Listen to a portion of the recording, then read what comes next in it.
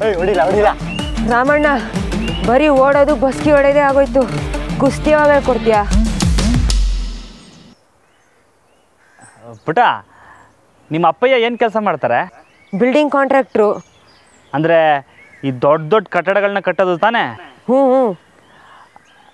ನಿಮ್ಮ ಅಪ್ಪಯ್ಯ ಈ ಬಿಲ್ಡಿಂಗ್ ಹೆಂಗೆ ಕಟ್ತಾರೆ ಹೇಳು? ಅಡಿಪಾಯ ಹಾಕಿ ತಾನೇ? ಹಾಂ, ಈ ಅಡಿಪಾಯ ಯಾಕೆ ಹಾಕ್ತಾರೆ ಹೇಳು ನೋಡಮ್ಮ?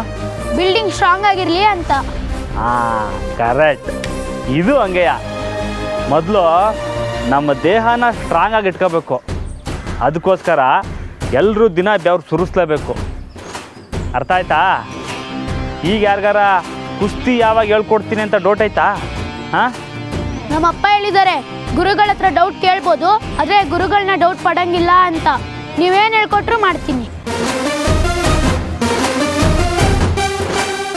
ಈಗಲೇ ಚಡ್ಡಿ ಹರಿದೈತೈತೆ, ಇನ್ನೇನಾರ ಮಾಡಿಸು ಅಂತ ಹೇಳಿದ್ರೆ ಬಿಟ್ಟನಾ ನಮ್ಮ ರಾಮಣ್ಣ?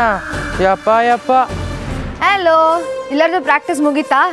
ತಗೊಳ್ಳಿ, ಹಾಲು ಕುಡೀರಿ ಎಲ್ಲ. ಬನ್ನಿ, ಬೇಗ ಬನ್ನಿ, ಬೇಗ ಬನ್ನಿ. ನಿಧಾನ ನಿಧಾನ.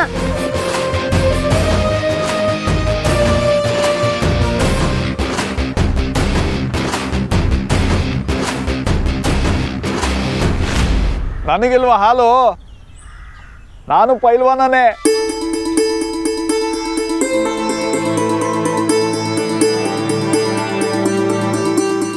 ಅಪ್ಪ, ಅಮ್ಮ, ಹೇಗಿದೆಯಾ ಮರಿ? ಚೆನ್ನಾಗಿದ್ದೀನಪ್ಪ. ಇವತ್ತು ಗೊತ್ತಾಯ್ತಾ ಈ ಕಡೆ ದಾರಿ?